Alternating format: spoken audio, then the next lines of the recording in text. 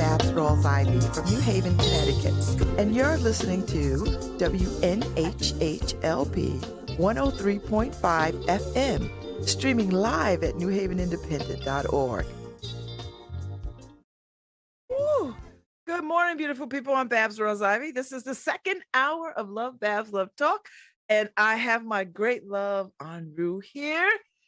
It's been too long, Enroue. How are you? I know. I'm doing well. I'm glad. Good to see you.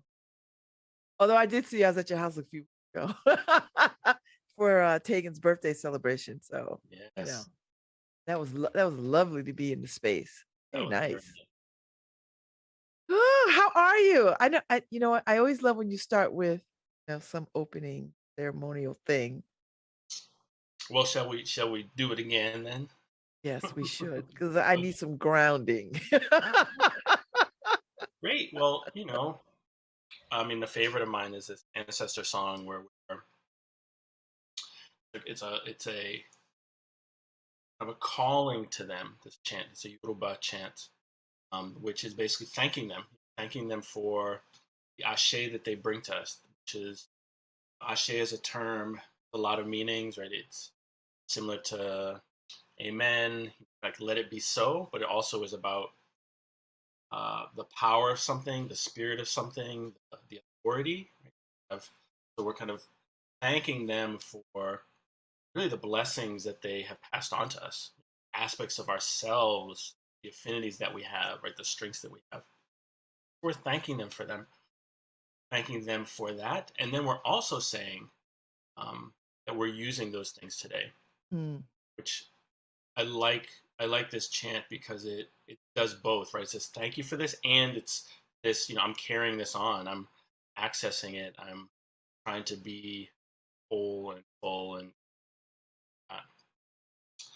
so here's the chant.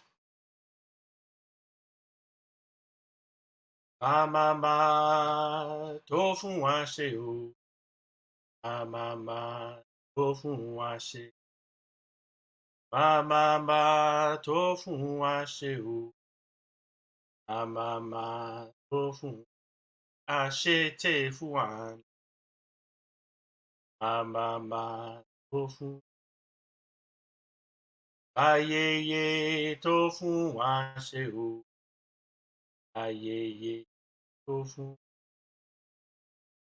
ayẹyẹ tó fún wa ṣe o, ayẹyẹ àṣẹ tẹ fún wa là ń lò, ayẹyẹ tó fún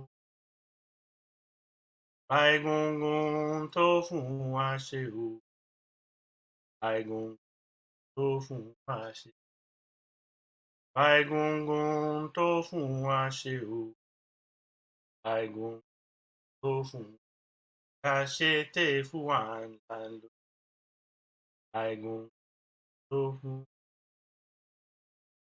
àìgùngùn tó fún àìgùngùn tó fún.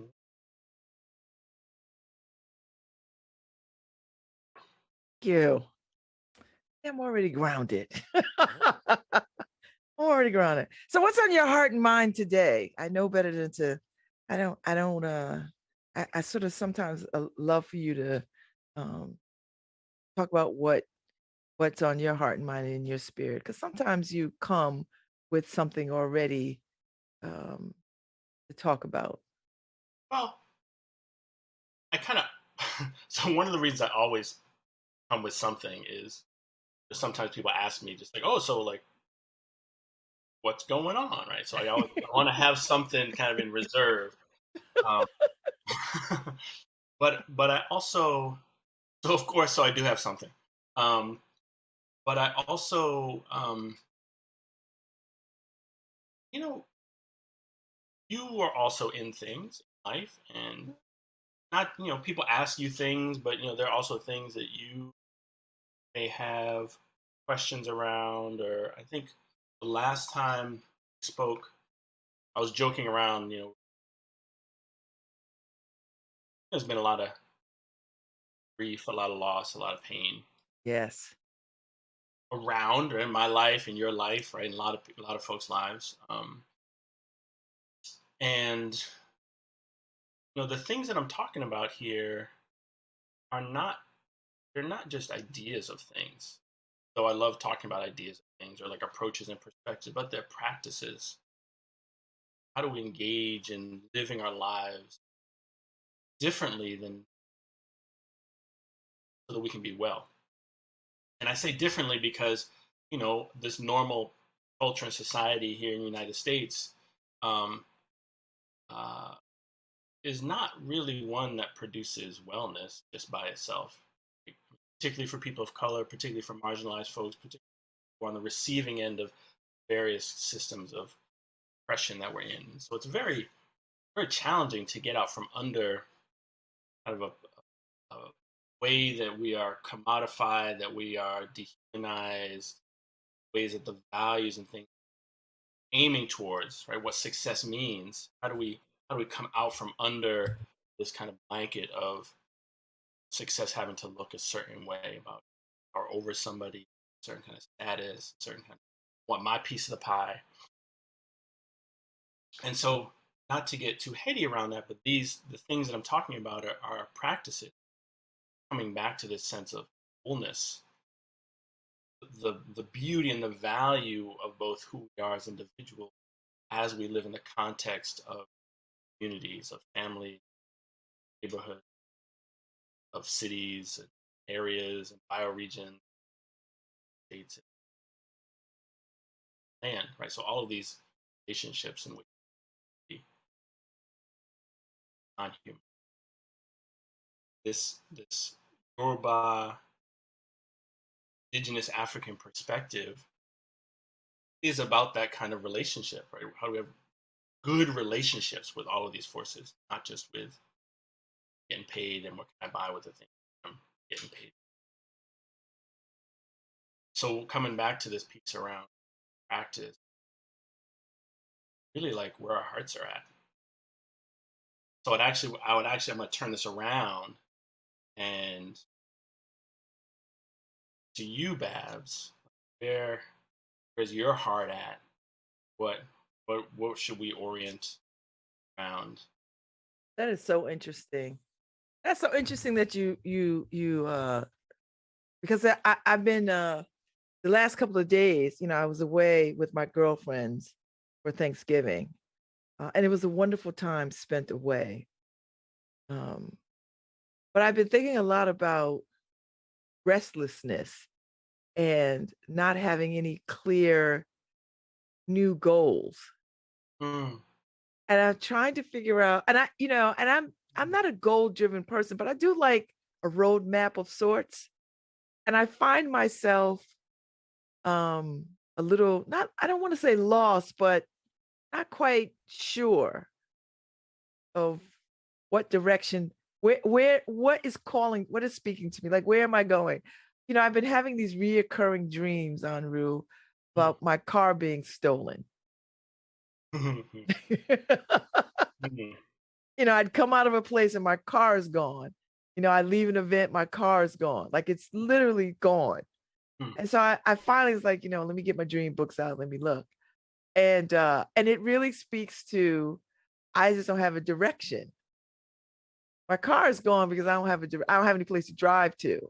mm, So I was like, oh man, mm, it's been a long time since I've been in this space of, well, where do I go now? Like, what do I mm, do mm, now?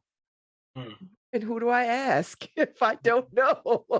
Yeah, So, yeah. I mean, there's a dreams are really powerful. There are lots of types of dreams, right? So not all dreams are the message dreams, but there certainly are ones that are. Some of them are because like, oh yeah, I stayed up too late, or here's some anxiety I'm feeling today, or shouldn't have eaten that so late, whatever's doing the thing on my stomach. And yes. you know, I have experienced um,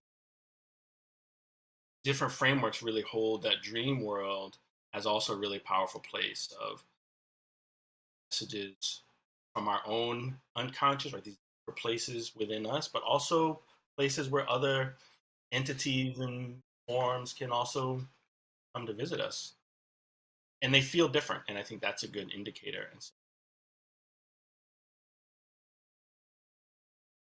powerful thing to have those kind of dreams. And oh, right, so how you thought you were going to be getting around, thought was Yes. there for you is not there.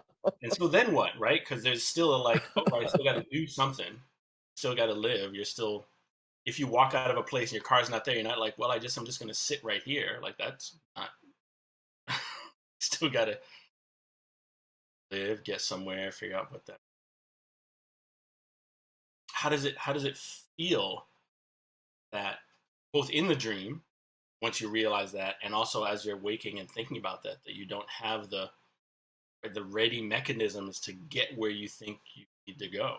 Mm. How's that feeling?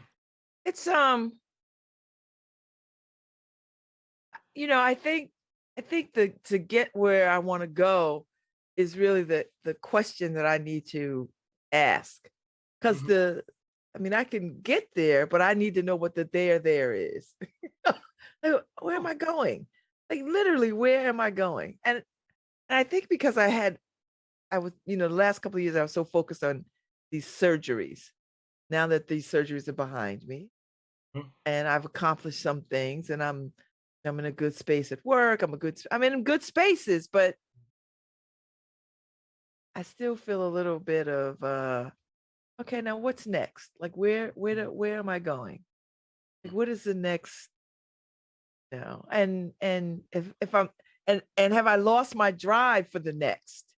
I think that's Mm. really what is at telling me Wow. that. Have you lost your drive?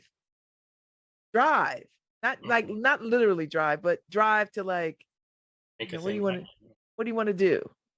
So I'm Hmm. like, hmm. Yeah.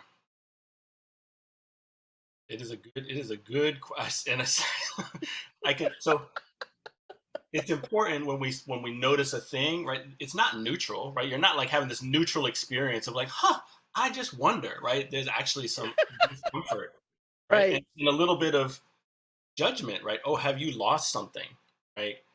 Not just is right. So one is like the lost car, right? Oh, I have lost something, but it doesn't mean again that it's over. And it might be like, all right, so yeah, I have to.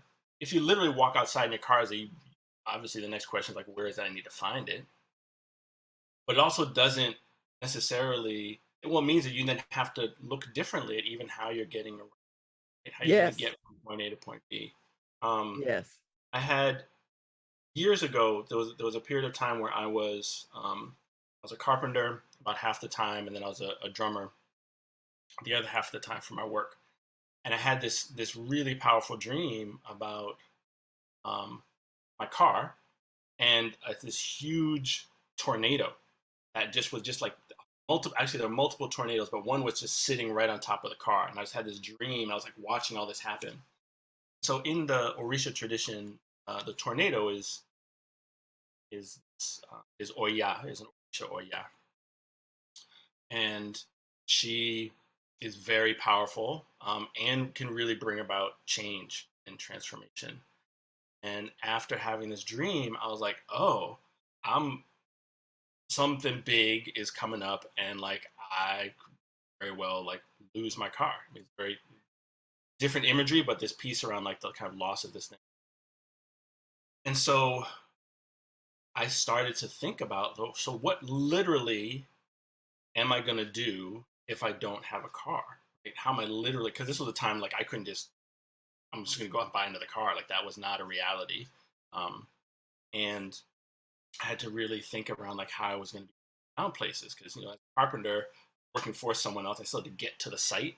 Right? And a drummer, I got to get to where the classes are that I'm playing for. But when I had that dream, and it felt powerful, it felt significant, it felt like there was this message in there. Um, I then had to think concretely. Okay, so how am I going to do this? How am I still going to live without this thing that I've just like assumed was just going to be there all the time? Right? You just don't even think about it. And within a month or two, my car, like a really big thing happened in it. I don't know, so something, I don't even remember the thing that happened. Like the clutch may have finally gone when I was on the highway driving somewhere, like some other big thing. I was like, not, I just couldn't afford to fix it. So I lost it. Didn't have a car anymore. And so, but during that period of time was some real like what am I going to do? And I'd actually started to kind of put some things into place so I could. It was harder. Like I had to get around Boston, public transportation. I had to get my tools somewhere first, and then do things. But like I managed and kind of transformed um, the very concrete thing that I had to do. But that dream helped in terms like, oh, let me think about this. What do I really need to do? What do I need to let go of? Maybe I need to start transitioning out of some of this work and into something else. And this dream world, I bring it back into the waking world, very concrete ways, not just to like, oh well, I'll just figure it out when it happens. Like you can do that, but there's also like you're being given some messages, and Yes. so it's warranted to then say, all right, so how do I want to integrate that? What is the place that's living with me in this world? On how do I still get where I need to go? Is there still getting where I need? What does it mean to just be without the thing? And I sit with that for a little bit. Oh, I know, it's like if it's like Toad, you're like, okay, so I know it's there. I don't need to go right now, and I can kind of do some other things, but I still need to get it, right? That's a different Hmm. scenario than like, oh my God, was it stolen? And like, I don't know. Right. So there's certainly some ways of looking at how to kind of assess what's happening, but there's also a piece of like, what not worry about? My loved one came by and had to get the car and go somewhere with it, just didn't tell me, and or maybe like I actually thought it was there and it wasn't, and I actually put it somewhere else. Like the goneness, we don't know what the goneness is. Not where it's supposed to be, where you thought it was going to be. Mm. I mean, there's always a Mm. danger in another person interpreting another dreams. No, So but much. I find it quite insightful because sometimes you could hear things that you don't get to see. Do Mm-hmm. you know what I mean? Like it's just Mm-hmm. in somebody else's eyes on a thing, and you Yeah. can go, oh, okay, all right, I could look at that now. Yeah, I just thought it was just odd Huh. and telling. Well, that's what I was asking. Like, how is that sitting with you, right? Because that actually is part of it, also, right? There's the thing, but then there's like, how do you sit with that notion of you don't have the next destination actually yet? Yeah, and I So think that's it how does that exactly. feel? And so, very often we can jump to I need to figure out the destination instead of let me pay attention to what it actually feels like without that kind of drive. And Yeah. is there a Babz which actually is okay without the drive, Oh, right? Of the thing that needs to be I never fixed, thought of that. the things that need surgery, right? The things that need adjusting. Oh, mate, so I'm all right now. Oh, now, ooh, I don't really know what that's like to be all right. Yeah. I think that's way more true than I even realized. Yeah. Because I think I've lived in crises for so much of my life that when there is no crisis that is directly in my that doesn't directly belong to me, hold up. Yeah. Okay. I should be doing something. You gotta be in your life different. Yeah. I see a face there with that. I don't want to do that. That's No, not I don't helpful. know. I don't know if I want to do it or not. I've never been dealt this hand. So this is Yeah. a new hand, to really contemplate uh not being pushed to something, not being forced to something, not having to make a decision because it Mm-hmm. affects so many other things. Like Mm-hmm. I Other literally don't people, have their that. needs. Mm-hmm. Right. You know. I'm So like, it's a really powerful opportunity to say, oh, so what do I need? If this is a moment that's like my moment, can I connect with actually, oh, what do I need? Where do I want to go? How do I want to be? Not all the things I have to do. because this culture is very good at aiming you at all the things that make you feel bad if you're not doing the time and other people and all the lists of things. Yeah. Forget, oh, right, right, and not to be trite, but cute about it. Like there's the human being, right, versus the human doing. Um, and so, what is it like to really be in that? I'm gonna, oh, I not immediately rushing off to do a thing, jump running after people to find out what they need because like I don't know what to do with myself. Yeah, yeah. Yeah. Soak in that.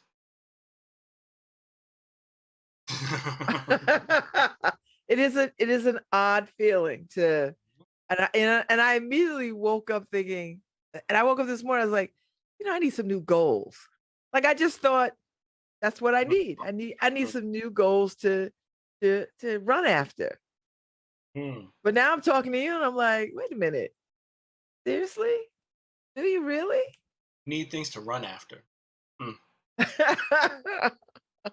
Really? Yeah. Why? Why are you doing that? It's a really it's a the pause that you're in is important to like engage with it. It's what's happening, Hmm. right? So this is actually already happening. And so can you be with what's happening? Doesn't mean you like I'm just gonna like be a blob and just like No, well because I still have commitments and other things. yeah, Like of course. my Your life life's is still still going going around. on, Yes. but you don't necessarily have to create a new thing to go running after. Uh, I think that was my first seriously, that was my first thought. Like I got up this morning thinking, I'm gonna write some goals down because I'm sure this is what this is. I don't have anything to I mean, I'm doing the things that I want to be doing, but there's some more that I should be doing, Shoulds. Mm. or I could be doing, but mostly should. It's a should. I Mm-hmm. mean, it is a should because that's what I was thinking. I was like, oh, you know what? I'll write some more goals down. I immediately went there.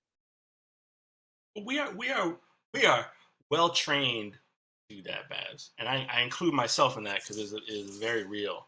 I right as you know, I've closed my therapy practice in June, and I'm really having to be, I'm being in my life differently. Doesn't mean like, Mm. oh, now there's nothing, right? Because there's always things to do. Yes. But can I be in my life? Because if I can be in this pause differently, then I'm actually open also what life has to say to me and to offer to me and to accompany me with, and I get to accompany life with it in a different way. Versus like this is what I'm doing, and I'm running along the mill, and I got here's the rat race and the thing, and I should be doing this, and I got to serve this, and this the other people, and and like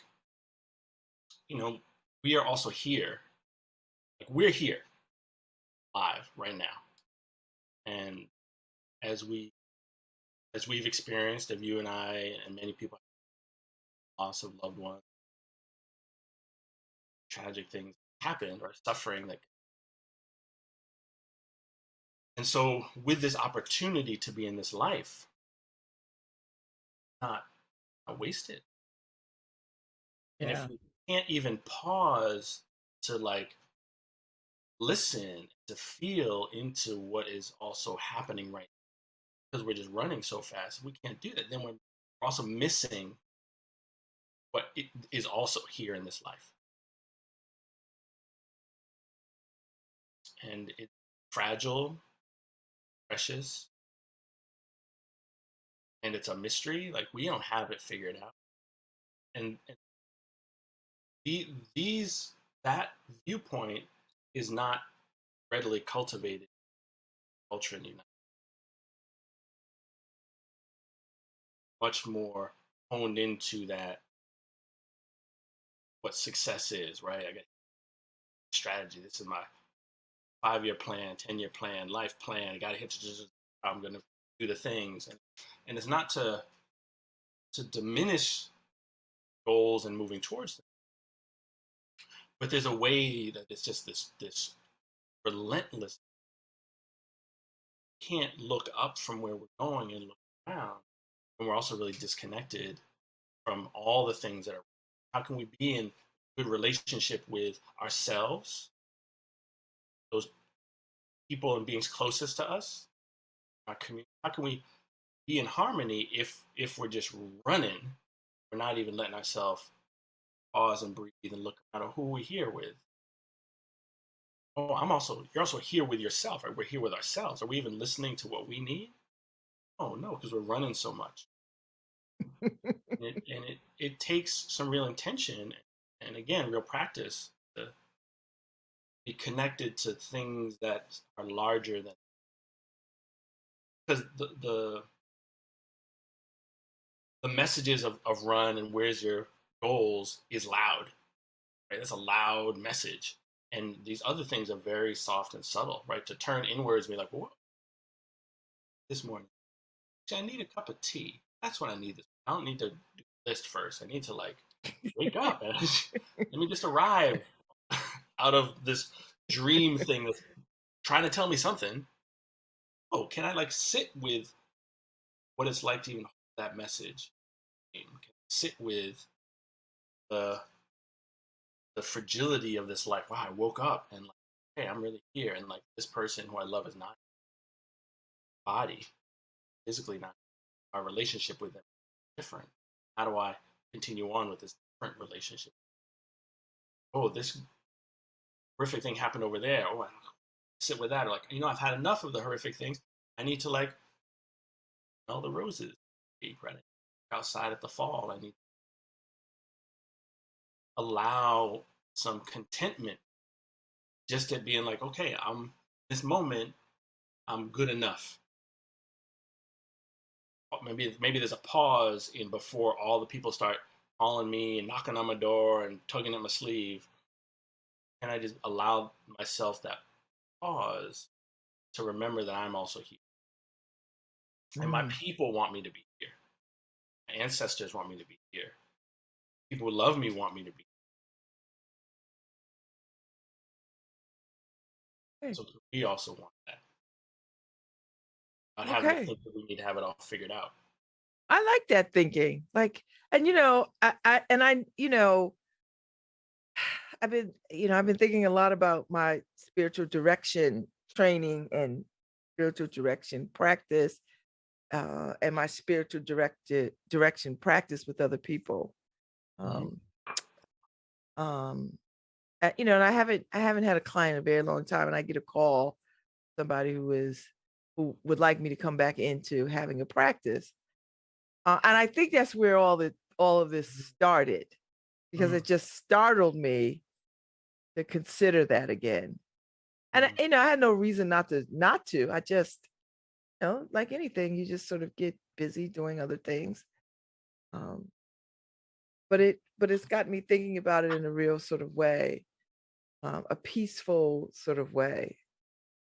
Like I need to examine that a little closer, a little further. There's Mm-hmm. something to that, I think. You know. And how is it?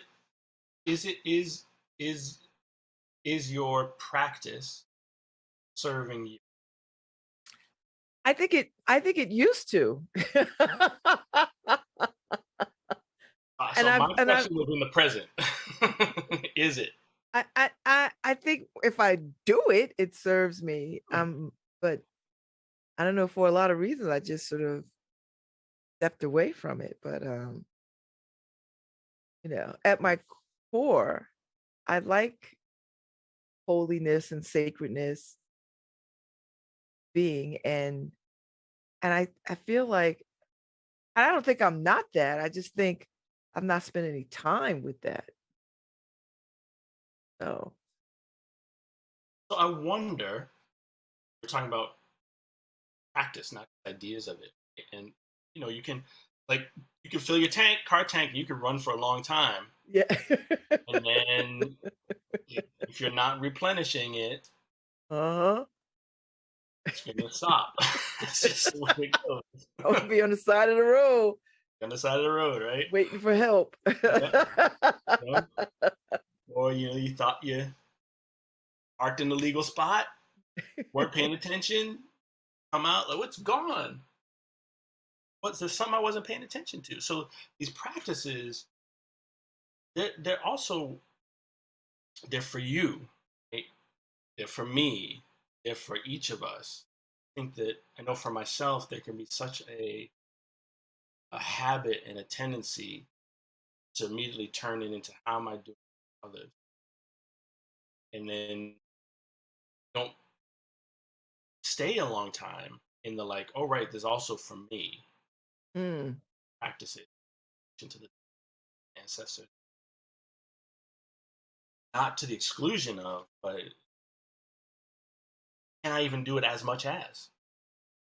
And for many people, and even for myself, like that was insane. Like, wait, pay as much attention to like my own actual practice, to how I'm supporting others in their practice, my own wellness is like other people's wellness, liberation, like their liberation. And I'm finding in this time that I'm in, that's very much a part of really important for me. This mm, deepening of my own spiritual practice. In so, what are the ways that divine and my ancestors are in relationship to me now, and soak that up versus like, oh yeah, I kind of did that before. You know, when I was younger, I used to sit and I used to pray for all this time and find and do my practice and be all the things. And then like life happens and kids and work responsibility and like I'm still kind of running off of all that intensity, and it kind of peters out. And then it's like, well, oh, wait a minute, what does it mean now? What does it mean now to be forces and beings and these notions of life and existence, not as a concept and not as like a maintenance practice, but mm, then now. And from that place, maybe something will come that's for other people, maybe not. Maybe it's just as important for us to really be here in this whole place as possible, whether it's around the same kind of priority of service and sacrifice to others, right? Imagine creating systems and ways of being that fostered all of our wellness versus like, well, I got a little bit more, so now I got to go give and transfer and pull the other people out, right? And you know, yeah. hope is in connection. Those relationships of wellness are important, but there's also a way that dysfunction of my purpose is to help you, is to pull you out of a thing, and like I don't want someone coming at me saying like I know what you need to do this, so why do I think that I should just be able to do that to someone else? Just thinking these pauses, it's a good time to oh, actual pause. What is the rest stop? Not let me hit the rest stop and run around some more. Like, what can I rest? I Yes. what I need. Yeah. I like that. I think that's where I turn my attention because it didn't occur to me. See what you need. It did not occur to me. I immediately went to, oh, I need some list. I need a list. Do something. I have to do things. Yeah. So that's that's the universe telling me, what do you need? What do you and really think about, like, get in that In and it. get in it. And it's been a long time since I've been contemplative with Mm. that, you know. You deserve So it, man. I didn't even think about deserving it. Like I don't even that doesn't even register either. I was like, That's why I'm saying it out loud. yes. As someone outside of your head, no, you deserve that. Like, girl, stop doing stuff. Just go ahead and sit and be discerning and contemplative and see what you need, you know, which is a luxury on a lot of levels. And maybe it's no, I think, Enroue, I've been reading, the history of Black folks in this country. from the 1600s. Um, and there was no real opportunity to like you could never really rest. He was always working or running or looking out or concerned about. I mean, there was no real rest. Although people took rest where they could, there is no real rest. And my doctor said something to me the other day. He was like, "Yeah, blood pressure is really, really good." He's like, "Because for Black people, their blood pressure is never, ever good. It's never, ever good." And he's like, "Because it's a generational it's a handing down of generational trauma." And my Mm-hmm. doctor's Indian. My cardiologist is Indian. So he's like, I see this in Black people all the time. There's Mm-hmm. no real rest." And I thought, and it was in that moment, it was as if God was talking to me. Because we've Mm-hmm. never had those kinds of conversations. Like I Mm-hmm. didn't even know he knew anything about Black people. I mean, you know what I mean? Like Right, right. not that profoundly to say, you know, I was just like, So what I see, what can be such a challenge is, because a lot of folks, their lives can't rest, right? There's so many things coming at them all the time. But I also hold out that we've also internalized, um, accepted as a part of our culture, right? With family, how we're trained, Black folks of color, people in, um, trying to come out of such oppression. It's not around even the notion of, but it's that notion that like what we need matters and there's any space for it. And so we automatically adopt this notion of like, it just doesn't. So we then internalize that message that's been passed on. There's just no opportunity. You just got to keep going, and that's where the value is. Now, even as I say that, our people, just like other people who have been, um, through such systemic oppression in this country, in the midst of that, also found meaning, purpose, mm, love, and joy, even in circumstances which did not allow kind of wellness that we have now. Like we have some opportunities now, but because of this inheritance, it is very difficult for us to even see that. yeah, See that there is a that's a good place point. of pause. That there is a place of, it doesn't have to be like the rest, like I'm just gonna do nothing and nothing matters and I'm just gonna think about me. No, it's, oh, in this moment, can I soak in something that's connected to life? And it requires, like, to have that understanding, well, still be, it doesn't mean that suffering is over, but it means that, do you have a practice? Do you have a holding and a connection to something that tells you there is more? The more you engage in that practice, even as, I mean, still living in this United States of America, right? Systems are still at play, and I'm not as kind of under the boot of internalizing their message of me. I Mm, still have to deal with these systems. I have to deal with the reality of how am I going to be seen and not seen, or experienced and not experienced when I go to the post office, or whether I go to a store, or whether I have to deal with some bureaucracy or the police, or any system, right? Or just people on the street. And I also get to understand that I'm also connected to something that is greater than those things that have been constructed, things mm, around poverty. Like these are the construct that like this culture is engaging in a certain way.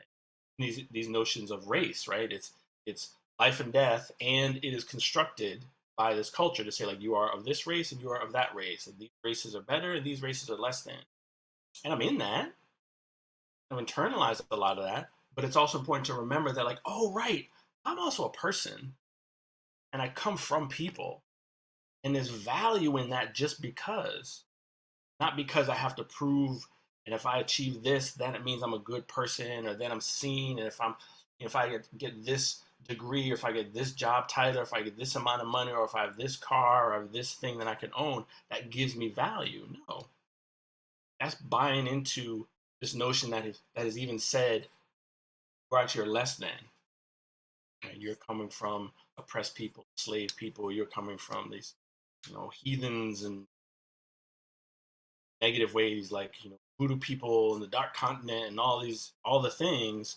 And it's important to understand, like, that's their narrative. I actually don't need to internalize it. I can find value in just being, just Okay. walking the earth.